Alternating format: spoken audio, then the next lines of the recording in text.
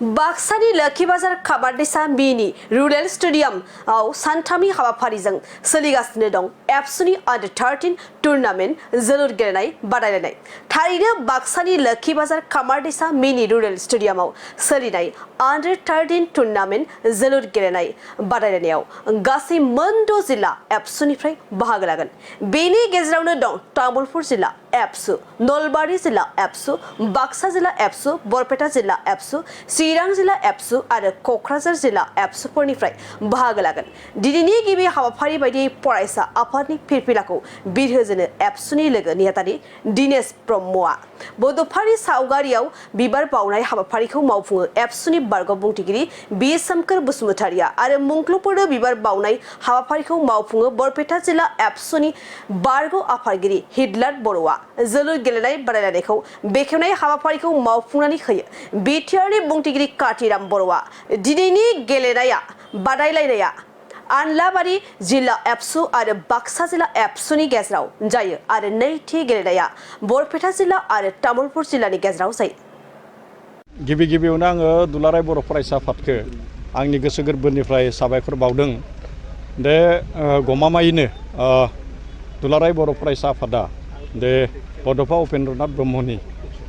जिखिनि माने आद्रा थानाय जिखिनि मावनो गोनां बे मावनो गोनां हाबाफारिफोरखौ मावबाय थादों आरो दिनैबो दुलाराय बर' फरायसा आफादा बे 13 बोसोरनि सिङाव जि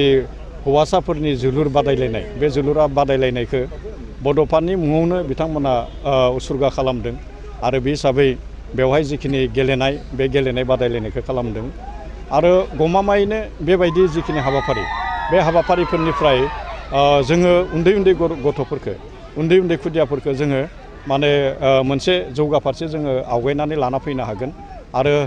आरो बेबायदि हाबाफारिफोरनि गेजेरजों जोंनि जि बर' माहारि बे बर' माहारिया मोनसे नङा मोनसे बिथिं बे बिथिंफोरथिं जोङो माने जौगालांनो हागोन। आङो खेलाखौ नायदों दिनैल' नङा आङो बाक्सा जिल्लानि जि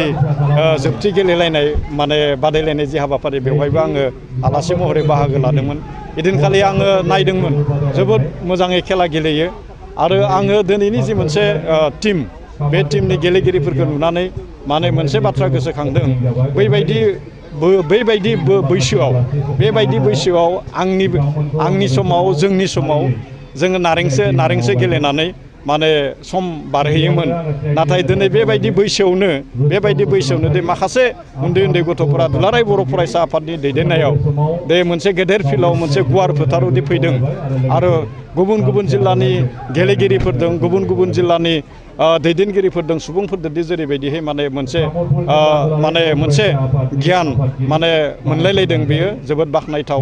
आरो बेखिनि जिखिनि हाबाफारि बे हाबाफारिया दुलाराय बर' फरायसा आफादा बेखौ बानजायनानै होदों आरो बेनिखायनो आं दुलाराय बर' फरायसा आफादखौ आरोबाव फिन हामबाय होनदों। माखासे गेलेगिरिफ्रा गोजौ थाखोसिम मोनहैनो थाखाय सुबिदाखौ मोना जायो बे समाव मा फोरमायगोन? दा बे समाव आथिखालाव दा माखासे नाजानाया गावनि थाखोनिफ्रायबो फैनांगोन। बेवहाय माखासे माहारियारि आफादफोराबो नाजागोन आरो बेवहाय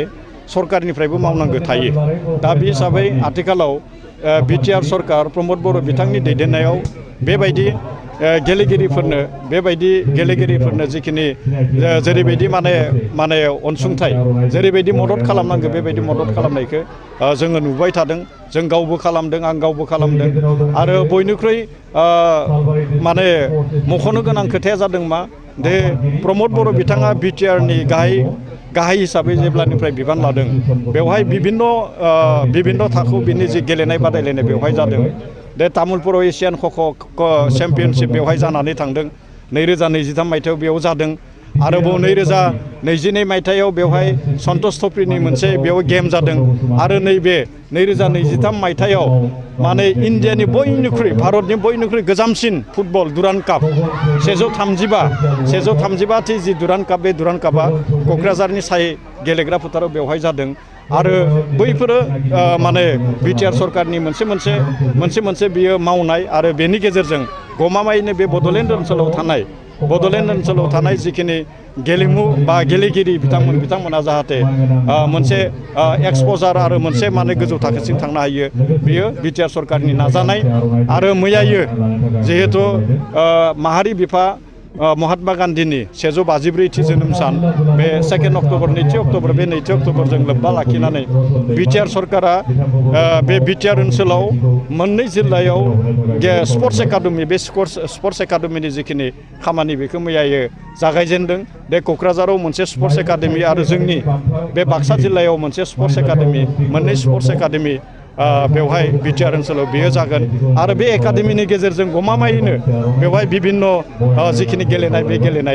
गेलेनायनि जि मोनसे सुबिदा बे सुबिदाखौ मोनगोन आरो जोंनि बड'लेण्ड ओनसोलनि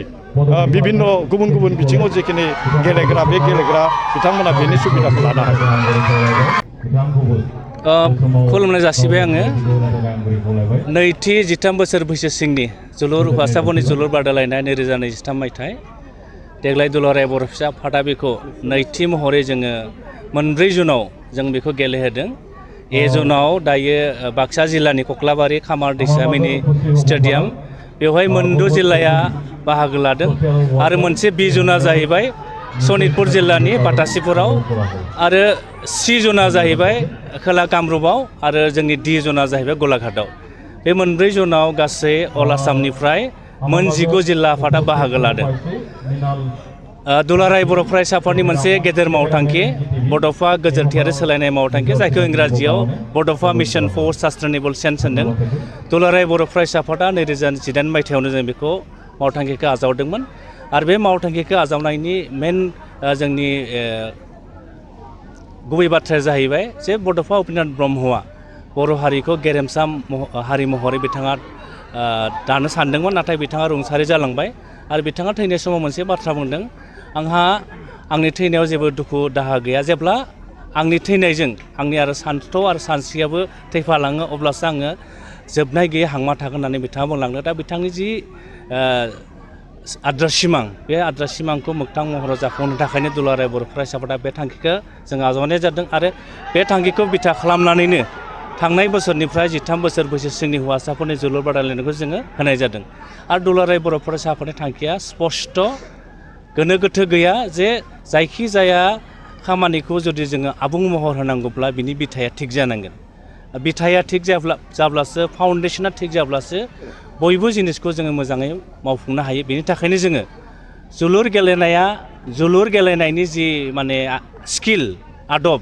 बर'फोरनि थैयावनो दङ नाथाय जोंहा मा प्लेटफर्म मोना। दा ओंखायनो गामि गफायाव थानाय जोंनि उन्दै गथ'फोरखौ जोङो मोनसे प्लेटफर्म होनानै बिथांमोनखौ गावनि जिउखौ दाफुंनायजों लोगोसे बिथांमोनखौ जोङो जोलुर गेलेनायाव आखा फाखा खालामनानै बर' हारिखौ स्टेट लेभेलाव नेसनेल लेभेलाव इन्टारनेसनेल लेभेलाव रिप्रेजेन्ट खालामनानै बर' हारिखौबो मोनसे गेरेमसा माहारि महरै जों दाफुंनो जोङो थिग खालामदों। बिनि थाखायनो 13 बोसोर बैसो सिंनिफ्राय जोङो स्टार्ट खालामनाय जादों आरो देग्लाय जाय दोलोआ देरहासार जागोन बिथांमोनखौ दुलाराय बर' फरायसा आफादा फोरमान बिलाइ होनायजों लोगोसे गंसे ट्रफि होनायजों लोगोसे जोङो 50,000 नोगोद रां जों होनाय जागोन आरो जाय रानार्स आप जागोन बिथांमोननो जोङो फोरमान बिलाइ गंसे ट्रफिजों लोगोसे 30,000 रां जों बिथांमोननो बावनाय जागोन आरो बेवहाय गेलेनायनि उनाव जोंनि फार्स्ट सेमिफाइनेला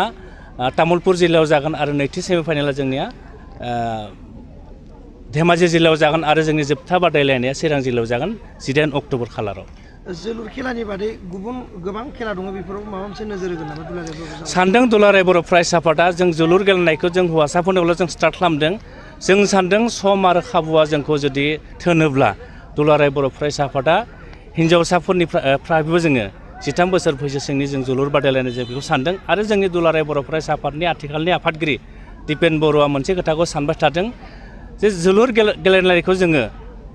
बड'फा उपेन्द्रनाथ ब्रह्मखौ जोलुर गेलेनायनि गेजेरजोंनो जोङो बुहुमाव सिनायथि होनो थाखाय बड'फानि मुङाव जोङो अल इन्डिया लेभेलाव माबा मोनसे गिदिर जों गेलेनाय जोङो होनो हायो नामा जों बेखौ साननाय जादों। नाथाय मा आयदायाव जों होनाय जागोन बेखौ जों दाबो फाइनेल खालामनाय जायाखै आरो फाइनेल खालामनाय जायोब्ला रायजो राजानो जों बेखौ जोङो फोसावनाय जागोन। नैबे समाव बुहुत आखासे थायो माने जों मैया नुदों आथिखालनि बिटिआरनि चिफ प्रमद बर' बिथाङा बुंदों फैगोन बोसोरनिफ्राय बिथांमोना जायफोरा बिटिआर ओनसोलनिफ्राय गेलेनायाव बिथांमोना मेडेल मोननो हायो बिथांमोननो 1 लाख थाखा होनाय जागोन होननानै बिथांमोना फोसावनाय जादों। जों गोजोननाय मोन्दों मानोना जोंनाव नुदों गोबां गामि गुफायाव बर' गथ'ल' नङा बे ओनसोलनि सुबुंफ्रा गेलेनायाव आखा फाखा बिथांमोना एखमबा मा जायो थाखा फैसानि अभाब फाइनान्सियेलि क्राइसिसनि थाखाय बिथांमोना दावगाबोनो हाया दा बे समाव बिटिआर सरकारा जि सिद्धान्त मोनसे डिसिसन लादों बेखौ जों मस्ट वेलकाम खालामदों दुलाराय बर' फरायसा आफादा आरो फैबाय थानाय समाव दुलाराय बर' फरायसा आफादाबो सानदों बेबायदि गामि गफायाव थानाय जायफोर माने रां बेलायाव एसे दुरबल रांखान्थि बेलायाव दुरबल नाथाय बिथांमोना गेलेनायाव आखा फाखा बिथांमोननोबो दुलाराय बर' फरायसा आफादनि माबा मोनसे जों सापर्ट खालामनो हायो नामा बे बाथ्राखौ जों सानबाय थानाय जादों आं मोनसेल' खावलायगोन गेलेनायखौबो जों लांनांगोन मोसानायखौबो लांनांगोन मेथाइ खननायखौबो लांनांगोन जों गासैखौबो लांनांगोन नाथाय बिनि गेजेरावनो जोङो सोलोंथायाव जों जौगाथारनांगोन जों सोलोंथाइ गैयाब्ला जेबो खामानिखौनो जों मावनो हाया ओंखायनो नेलसन मेन्डेला बिथाङा मोनसे बाथ्रा बुंदों education is the most powerful weapon which you can use to change the world बुहुमखौनो सोलोंथाइनि गेजेरजों जों सोलायहोनो हायो जों जुदि बुहुमखौनो सोलायहोनो हायोब्ला बर' हारिखौ सोलायहोनांगौब्ला जोङो सोलोंथायाव जोङो आवगायग्रोनांगोन आरो ओंखायनो दुलाराय बर' फरायसा आफादा फैबाय थानाय 2 बोसोराव जोङो आरोबाव सोलोंथाइनि बिथिङाव बर' हारिखौ दावगानो थाखाय जोङो मोनसे जों मावथांखि लादों बे मावथांखियानो जाहैबाय skill mission skill and quality education आदब आरो गुन गोनां सोलोंथाइनि मावथांखि आरो बेखौ लानानै फैबाय थानाय 2 बोसोर दुलाराय बर' फरायसा आफादा सोलोंथाइनि बिथिङाव जों खामानि मावगोन आरो बेखायनो जोंनि जायफोर गार्जेन दङ बिगोमा दङ जायफोर फोरोंगिरि दङ जायफोर जोंनि इन्टेलेक्सुयेल दङ नोंथांमोनखौ खावलायगोन जोंनि उथिबोनाय जेसेबो लाइमोनफोर दङ उन्दै उन्दै खुदियाफोर दङ बिथांमोनखौ नोंथांमोना जोथोन लानांगोन दुलाराय बर' फरायसा आफादा मिशनल' लाब्ला जाया जों मावथांखिल' लाब्ला जाया जोंनि रायजो राजानि जोंनि गार्जेनफोरनि जोंनि फोरोंगिरिफोरनि जोंनि दिथागिरिफोरनि जुदि मदद हेफाजाब मोनाब्ला दुलाराय बर' फरायसा आफादाबो जोंनि मावथांखियाव जों जाफुंसारनो हाया ओंखायनो समाजाव जायफोर उन्दै बैसोआव हाबा जानाय ड्राग्स जानाय जुवा गेलेनाय गुबुन हारिजों खारफालांनाय बेफोरखौ जों होबथानांगौब्ला गिबियावनो दुलाराय बर' हारिया सोलोंथाइनि बिथिङाव आखा फाखा जानांगोन बेखायनो आरो खनसेबाव आङो नोंथांमोननि चेनेलनि गेजेरजों गासै रायजो राजा नोंथांमोनखौ गुन गोनां सोलोंथाइ लानायाव गावबा गावनि गथ'खौ जोथोन लानो थाखाय आं गुरैयै खावलायहरबाय गाव गावनि देहाखौ गोग्गो आरो गोख्रों खालामनो गोसो गुदुं लाइमोन एबा सुबुंफोरनि थाखाय मोजां खौरां क'क्राझार सोहोरनि खोदोमथलायाव लानानै फैदों फिट सिटी मुंनि मोनसे जिम सेन्टार सोरांस्रि नार्जारिनि गोदानै बेखेवजानाय फिट सिटी मुंनि जिम सेन्टाराव फैनानै नोंथाङा नोंथांनि देहाखौ गोग्गो आरो गोख्रों खालामना लादो अब्ला मानोथो गोबाव खालामखो नोंथाङा थाबैनो फिट सिटीआव एडमिसन लाहैदो आबुंसिनै मिन्थिनो थाखाय 7896710934 नङाब्ला 9706677961 मबाइल नम्बराव कल खालामनो हागोन